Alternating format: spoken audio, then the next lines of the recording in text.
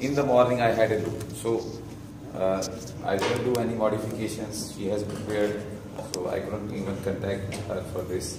So whatever is there, you have to bear with me. So if you have any difficulties later on, we can see to it. So vasculitis. What does the word vasculitis means? Inflammation of the vessels. Inflammation of the blood vessels. Okay, this is the exact definition. Vessel wall inflammation. It can be arterioles, arteries, veins, capillaries. Any vessel can be involved. Any organ, any vessel type, any organ can be affected. Okay, this is the vasculitis.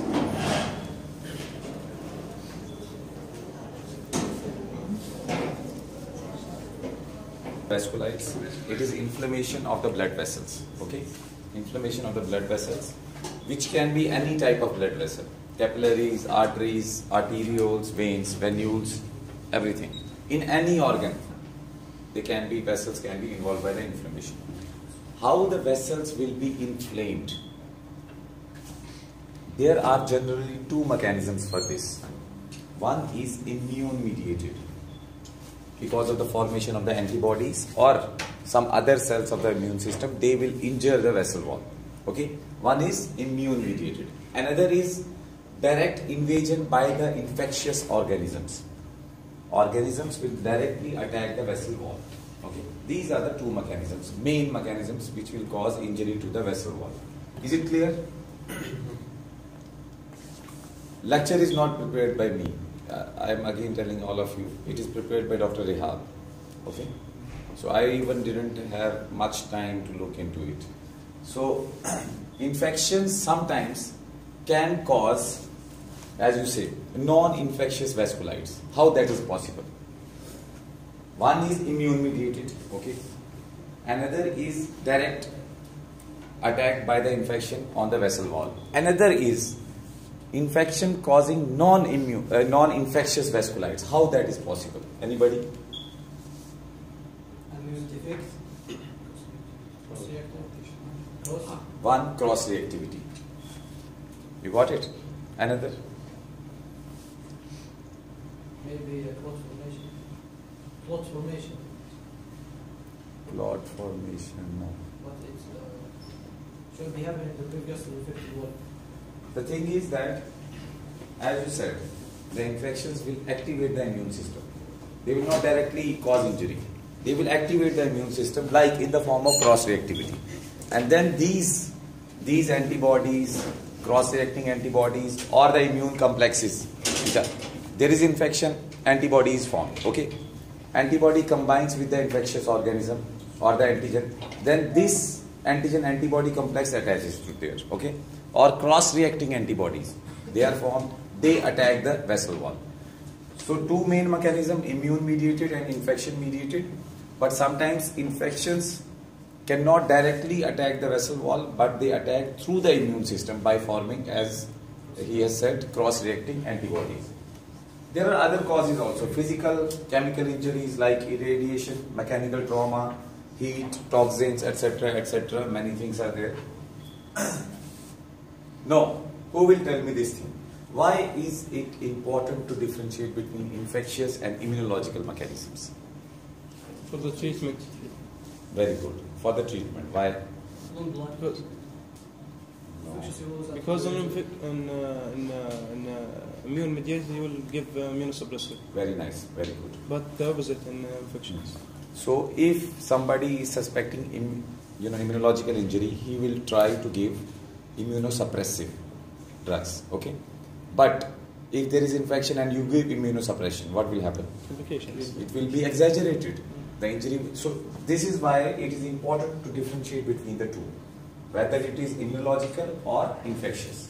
Because in immunological, you will give immunosuppressive therapy, and in infectious, you will avoid immunosuppressive and give the antibiotics instead. Okay, is it clear up to this? Yeah.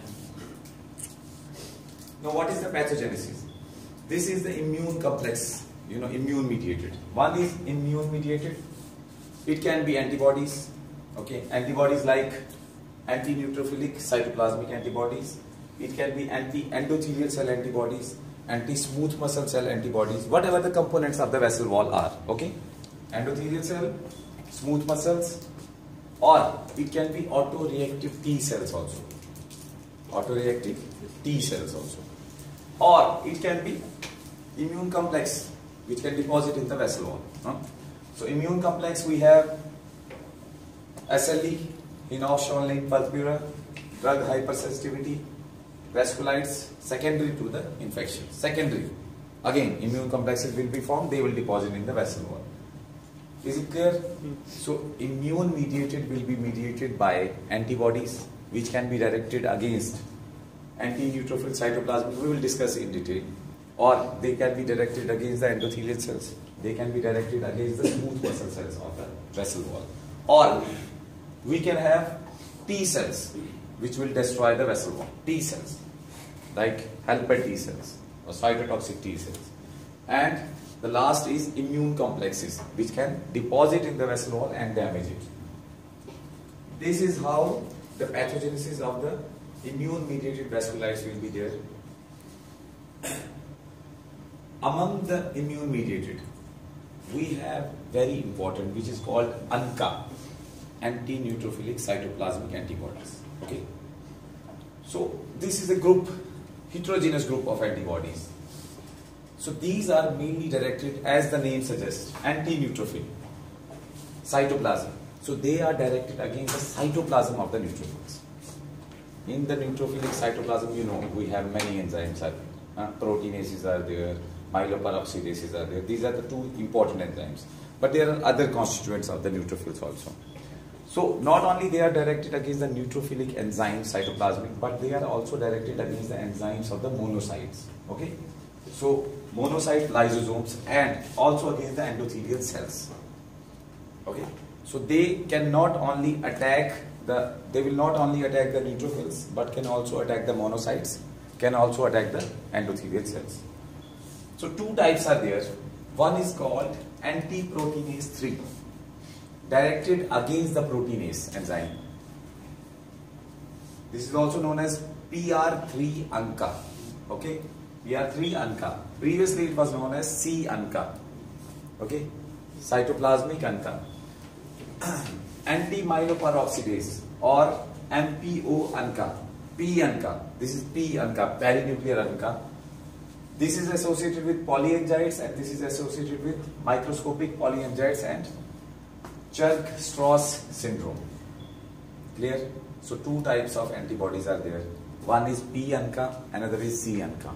You can call this as PR3 ANCA or MPO ANCA. Two types. In different diseases, we have different types of antibodies. So, no, anybody can tell me how these antibodies are formed in a normal person, but the antibodies are formed. How? Exposure, after exposure. As it is written, drugs or cross-reacting microbial antigen. Basically what happens, if there is inflammation due to any cause, in a genetically susceptible individual, not all. This word is very important in pathology. In genetically susceptible individuals. Inflammation occurs in me also, throat inflammation. But I will not form ANCA or like this, with the help of God. So what happens, some people will form. So they are genetically susceptible. There is something wrong with their genes. So what happens here, if there is inflammation, so what happens? The neutrophils. What happens in inflammation? Neutrophils, they migrate, chemotaxis, everything is there, and they eventually rupture, they release their enzymes. So these enzymes somehow, which are sequestered, you understand the word? Sequestered. They are, bound within the boundaries of the neutrophil, they are released. So they somehow in some people cause the formation of the antibodies, like MPO released, causes the formation of the antibody against the MPO. Proteinase 3 released, causes the formation of antibody. Then later on what happens? The antibody is now found. If again there is inflammation or due to some other cause, these MPO3 or PR3 are released or they are expressed on the surface of the neutrophil, what will happen? The antibodies which are formed, they will attack the neutrophils. Okay? They will attack the neutrophil. So, antibodies, once they are formed, they can now attack the neutrophils. Okay? So, they not only attack the neutrophils and cause their further activation. Further activation like by releasing the toxic free radicals. This is the procedure how the neutrophil works. And also they can directly injure the endothelial cells. So these cytoplasmic antibodies, anti-neutrophilic cytoplasmic antibodies work by two things. One is directly injuring the cells like endothelial cells, directly injuring them. Or second is they activate the neutrophils to form more free radicals, more enzymes, so that there is more damage to the vessels. Clear or not? So in many of the vasculites we have anti-neutrophilic cytoplasmic antibodies. These anti-neutrophilic cytoplasmic antibodies are directed against the enzymes of the neutrophils. But they can attack the other cells also, like monocytes and endothelial cells. Clear? Mm-hmm. So two types are there, C ANCA and P ANCA. Okay, which is PR3 ANCA and MPO ANCA. Okay, how these are formed? These are formed due to the inflammation. There is more inflammation, so these enzymes are released, and in genetically susceptible individuals, antibodies are formed. Once the antibodies are formed, they can attack the endothelial cells and can attack the neutrophils. They can directly injure the endothelial cells, so endothelial cells are present in the vessel wall, so there will be vasculites. Or they can injure or activate the neutrophils. So these neutrophils will release more enzymes, more free radicals, which will injure the vessel wall. This is how this injury occurs.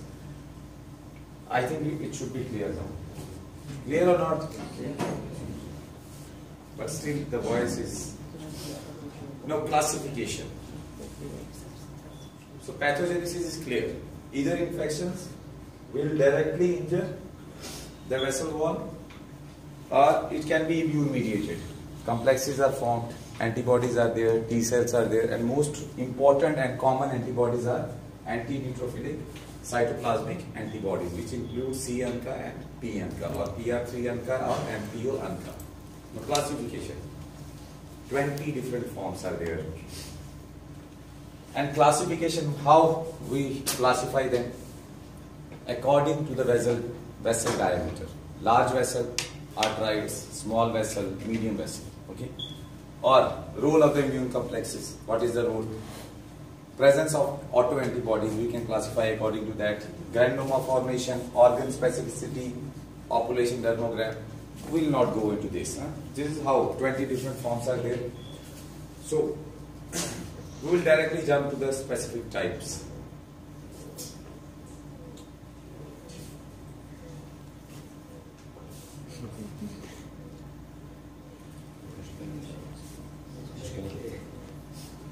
So this is not I will try to make it easier. These are the different types, although not all the types are included here. It's not all. Giant cell arterites. Okay, then you have granulomatosis, polyangiitis, Churg-Strauss syndrome, polyarteritis nodosa, leukocytoplastic, Berger's and Paget's. This giant cell, most of the time characterized by the presence of big cells, giant cells. Okay, this involves the large arteries, but it can also involve the medium-sized arteries and also the small-sized. It is written here not, but it involves according to Robbins. So wherever there is some difficulty, I will clarify it. So it involves. It should be plus. Okay. So giant cell arterites mostly involves the aorta and large vessels, but also involves medium and small size arteries. So this is one artery, okay, giant cell. Second is granulomatosis with polyangiitis.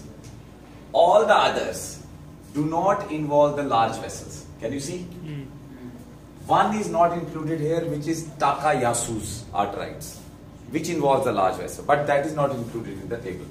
So giant cell and Takayasu involves the large vessels. Others involve the small vessels. So that is why others are blank. Okay. No, medium-sized arteries, almost all, except leukocytoplastic vasculitis. Okay, because it involves only smaller vessels, smaller. Small size arteries, again, giant cell, he is saying not, but it involves, as I said, and it involves almost all. Becoming now easy, huh? Veins, capillaries first. So capillaries mostly do not involve, only in leukocytoplastic vasculitis. They involve and in Behçet's disease. So in two disease capillaries. Veins, again, leukocytoplastic vasculitis and Berger's and Behçet's. This you have to remember. There is no other way to remember this. So small vessels, only small vessels will be involved in leukocytoplastic. Clear? Is it clear? Small vessels. And giant cells, giant cell arteries, large vessels. Others, there is overlap. Small, large, there is overlap. Huh? And veins, you should remember Berger's disease, Behçet's and leukocytoplastic vasculitis. Veins will be involved. No, inflammatory cells. Lymphocytes, monocytes, almost you can find in all. Okay? So here, plus minus, but you can find. Macrophages, almost plus or plus minus. Neutrophils. No, this is very important. Neutrophils, here, can be present plus minus, but in one disease they are required for the diagnosis. That is the Behçet's disease. Okay? So there they are required. Required means you cannot diagnose this disease without finding these things. Another is eosinophil. Again, sometimes present, sometimes, but in one, Churg-Strauss syndrome, they are required for the diagnosis. Clear? This is very important. Neutrophils we require in Behçet's disease and eosinophils in Churg-Strauss syndrome. Then other features like granulomas. Giant cell granulomas plus minus, but in this granulomatosis with polyangiitis, you require them for diagnosis. Okay? Others, only in these three they will be present, others absent, but here you require them. Giant cells, no. Giant cell, they are there but not required for the diagnosis. Sometimes they might not be present. So others not present. Thrombosis can be present, cannot be present. In Berger's, you require it. That is why the Berger's disease, other name is thromboangiitis obliterans. Okay? So in this, we require the thrombosis. ANCA positivity in these three. This we will discuss in detail. Polyangiitis, Churg-Strauss and polyarteritis nodosa. Clinical history. There is one more problem here. Ideally, it should be more than 50 years. Okay? But here it is written more than 40 years. This is, Robin says that this giant cell arteritis is more than 50 years and Takayasu's is less than 50 years. Okay? So, but here he has written, this table is showing more than 40 years. You can take it as more than 50 years. So, two problems are there. One is regarding this. Small arteritis in giant cell, it should be positive. But in text it is there. And here it should be more than 50 years, plus minus polymyalgia rheumatica, means migratory joint pains. Yes. What about plus and minus? It means it can be present or it cannot be present. Huh? Plus means it is present. Okay. Huh? And some of them plus and minus. Means you can find lymphocytes or you cannot find. Yes. If you want to study it, is it okay to say present? No problem. It is plus minus. Say present, fine. Say absent, no problem. Huh? Sometimes these tables are very confusing. Yes. Right? So here you will find asthma or atopy history. This is mainly found in smokers, Berger disease. And this is found with orogenital ulcers. But go for the individual and remember the important things like required, required here, and here, this one, the age. Okay. Rest, no problem.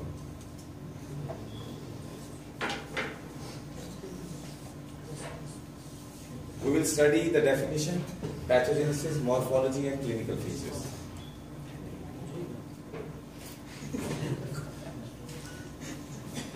Why are you smiling? Because it was the end of the lecture. How? This is, I think, not even the half. No. We have to study each and every arthritis separately. Yeah. Not all. So giant cell arthritis. I will try to make it simple for you. Giant cell means you will find these in large blood vessels, but they can be found in medium and small also. So it is a chronic inflammatory disorders of large to small sized arteries. Remember, only arteries. Only arteries. Large to small sized.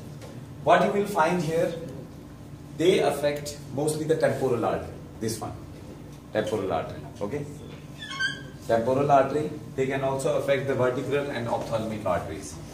Aorta also they can affect. Okay? So all these big vessels they affect. And what is the pathogenesis? It is T cell mediated. It is T cell mediated. And sometimes you can find the anti-endothelial cell and anti-smooth muscle cell antibodies also. So basically what happens, due to some reason, T cell become activated. Okay? So this T cells will cause what sort of response? Giant cells, granulomatous inflammation, these are all T cell mediated, hypersensitivity, delayed hypersensitivity, isn't it? Huh? So these T cells also release cytokines. These cytokines activate the B cells. The B cells now form the antibodies, like endothelial cell antibody or smooth muscle cell antibody.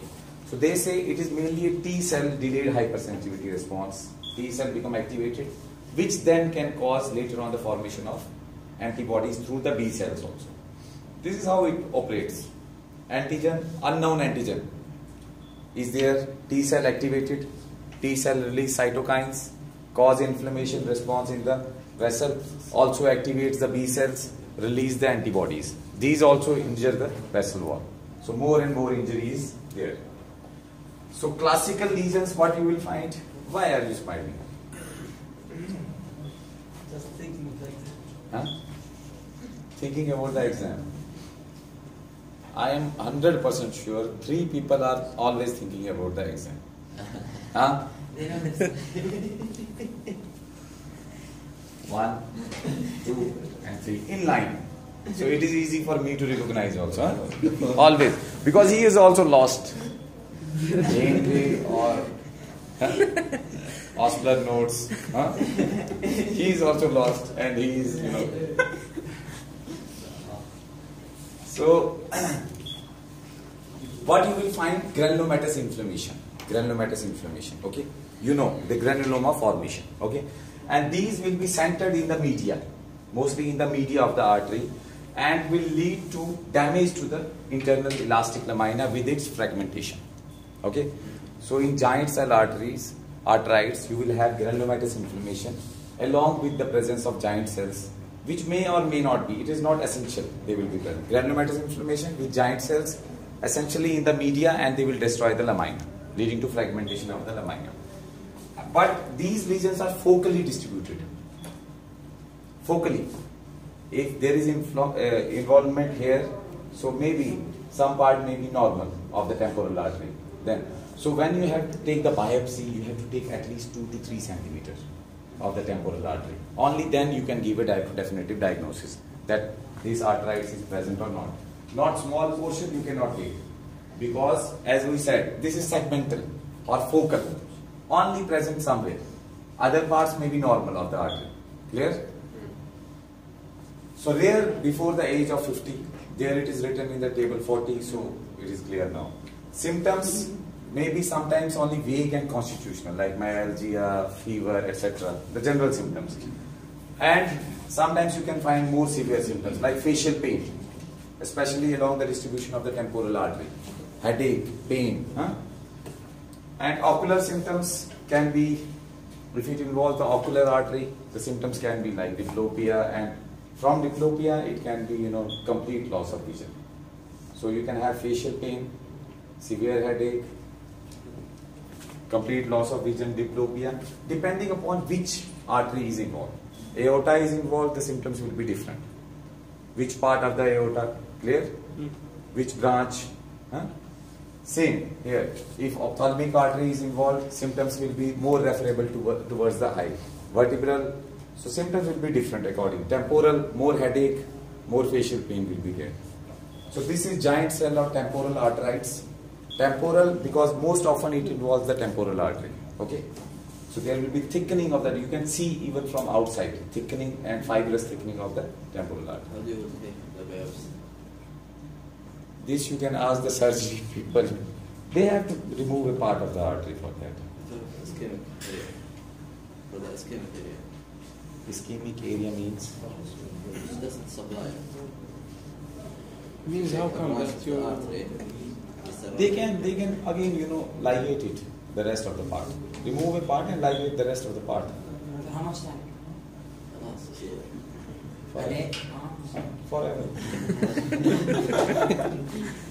So these arterites mostly present above 50 years of age, okay, characterized by granulomatous inflammation and giant cells, okay, mostly involve the temporal and the larger blood vessels, and outcome is facial or severe headache along with diplopia, complete loss of vision, depending upon which artery is involved.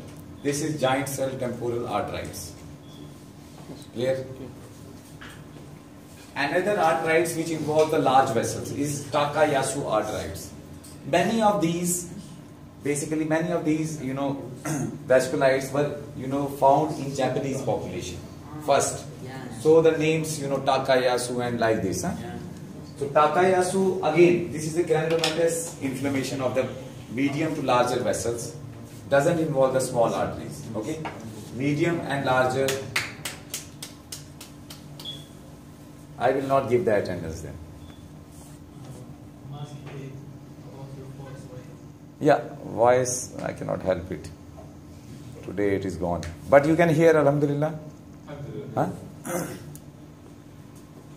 You don't want to, say no, we do not hear. Say Dr. Farooq will become annoyed. So we hear.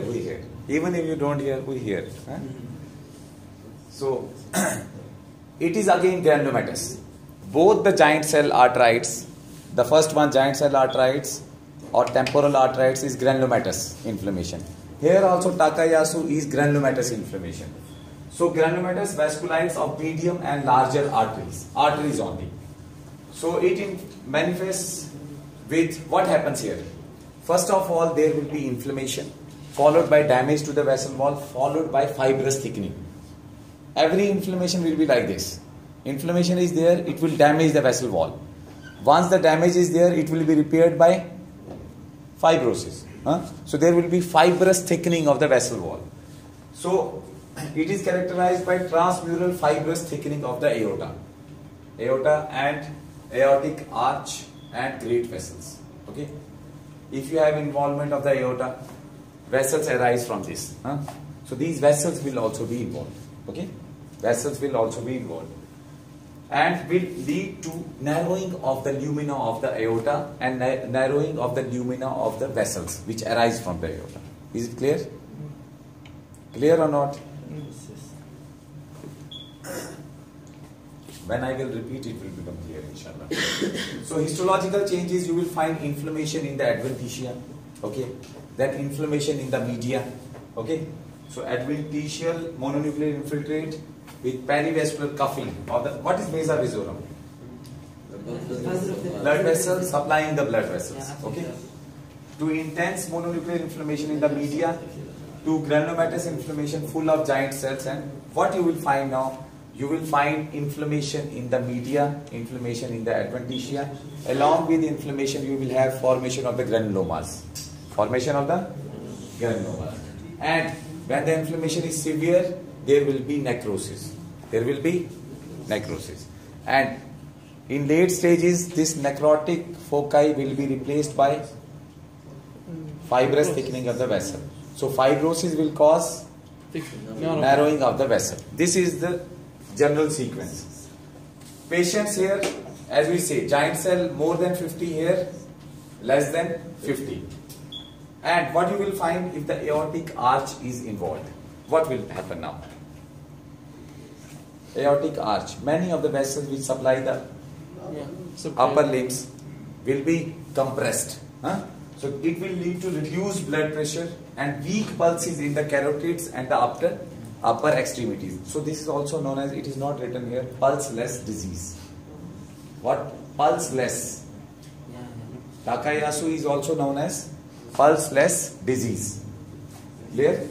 Because if the aortic arch is involved, the vessels arising from it will also be involved. Okay? So it will lead to reduction in the pulses in the upper extremities and in the carotids. And also will cause reduction in the blood pressure. Okay? And if the descending aorta is involved, it will lead to claudication in the legs. Huh? The person exercises, he has severe pain because of reduction in the blood to the extremities. So claudication of the legs, and depending upon what are the other things like ocular disturbances. If the ophthalmic arteries are involved, pulmonary artery involvement can lead to pulmonary hypertension, renal artery involvement can lead to systemic hypertension, and if there is narrowing of the coronary ostia, it can lead to myocardial infarction. Coronary ostia, where from the coronary arteries arise.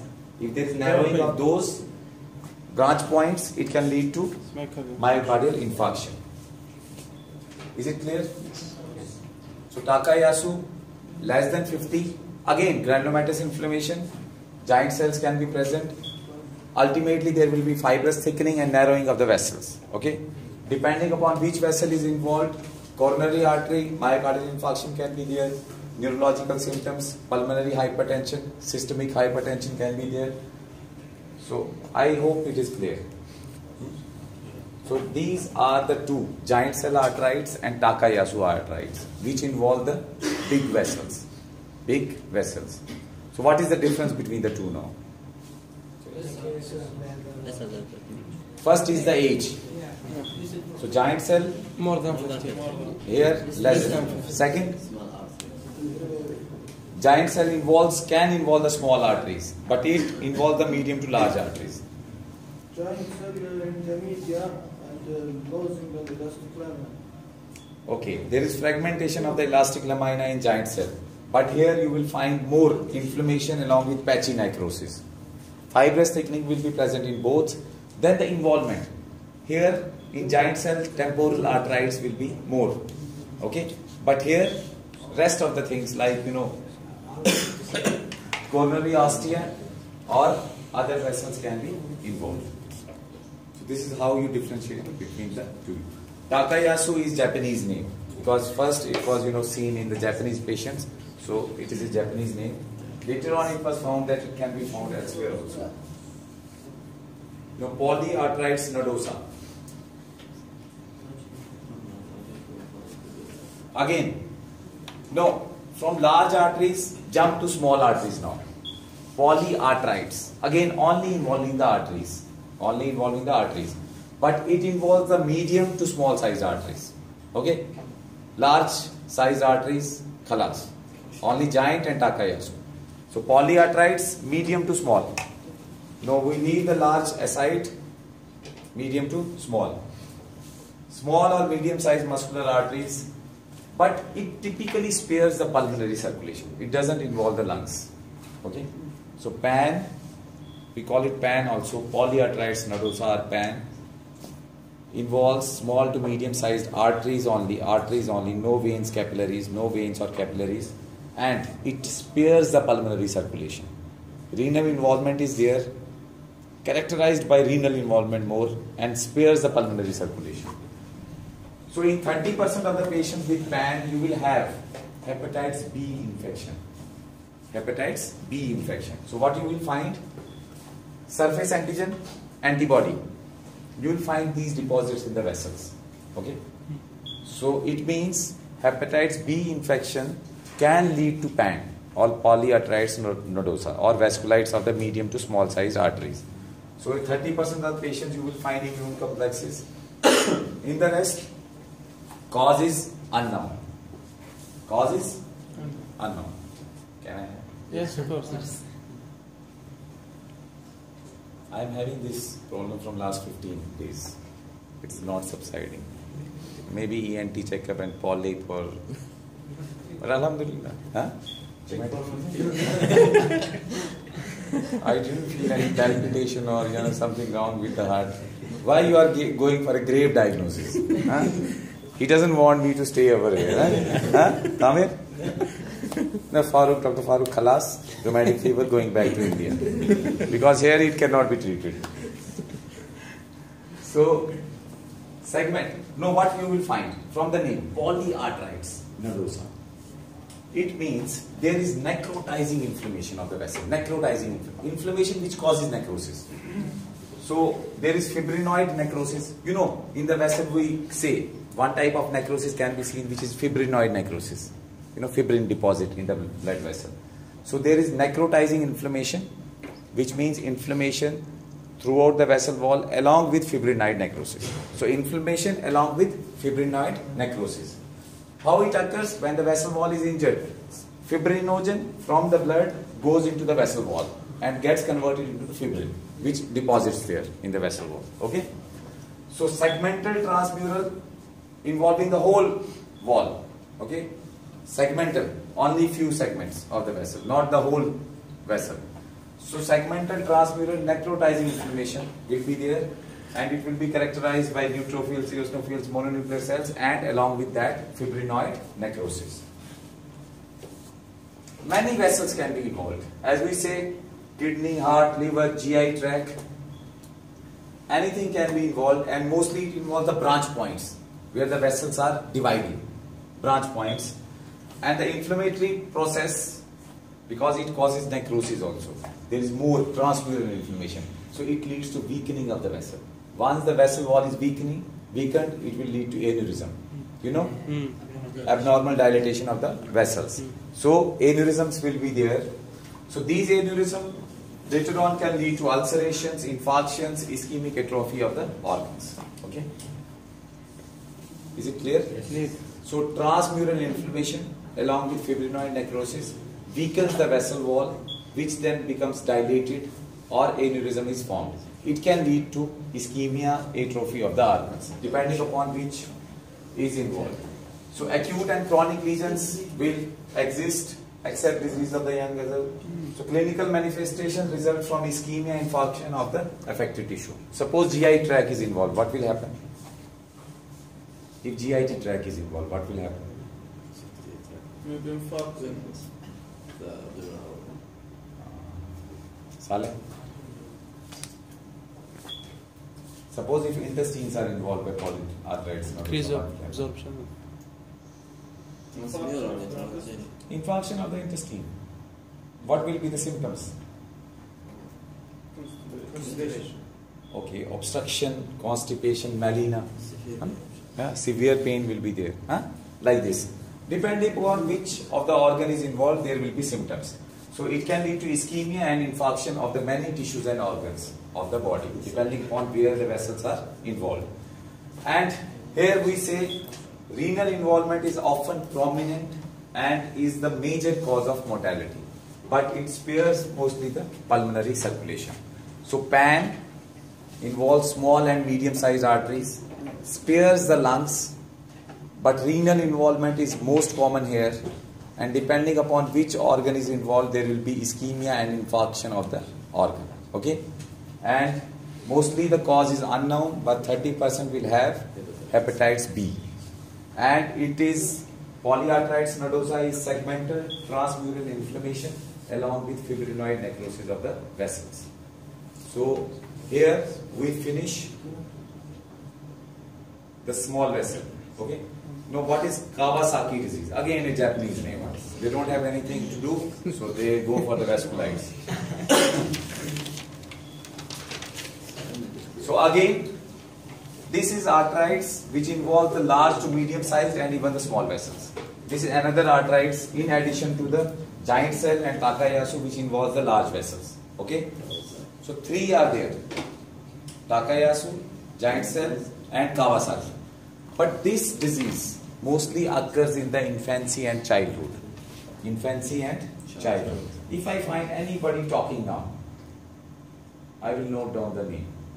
And believe me, I will give it to the name. I am serious. 100%. I will just note down, I will not give you the name, I will give it to the dean, the list. So be careful now. It is allowed sometimes, you can talk in between, no problem. Sometimes cracking a joke, but not always. I am serious, I will remain serious. From first to third year, then you are gone. Fourth, fifth year, Dr. Farooq is not there. But till then, up to third year, you have to maintain a decorum. I always say maintain a decorum. There is a decorum of home, decorum of masjid, decorum of class. Maintain that. Otherwise, what is the fun? You go in the desert, you dance over there. So you cannot dance in front of a teacher. So this is the decorum.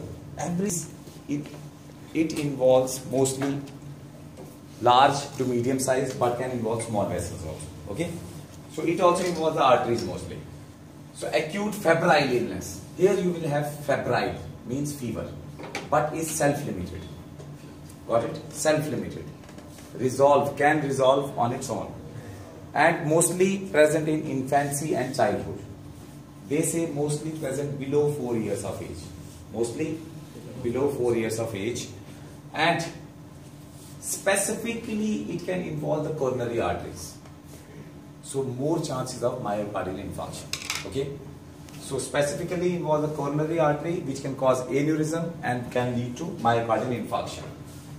And they say a variety in children, more chances of viral infections are there, isn't it? Every now and then the small children in our homes get infections. And some of these infections, like viral infections, they can lead to activation of the, again, in genetically susceptible individuals. This is very important. Not in all. So it is mediated by T cell hypersensitivity. Again, what happens? T cells become activated. As you know, viral infections will lead to more activation of the T cells. Isn't it? Yes. So these T cells become activated. They release the cytokines. These cytokines like TNF activate the B cells. This is a sequence. B cells produce the antibodies. So T cells also attack the vessel wall. Okay. T cells also recruit the monocytes and macrophages. They also attack the vessel wall. T cells also cause the B cell to form the antibodies, which also attack the vessel wall. So very severe disease, isn't it? T cell is a helper cell. One of the T cell is helper cell, but it controls the whole immune system in a way. You have it, this marker? Anybody? Because this is very important to draw. So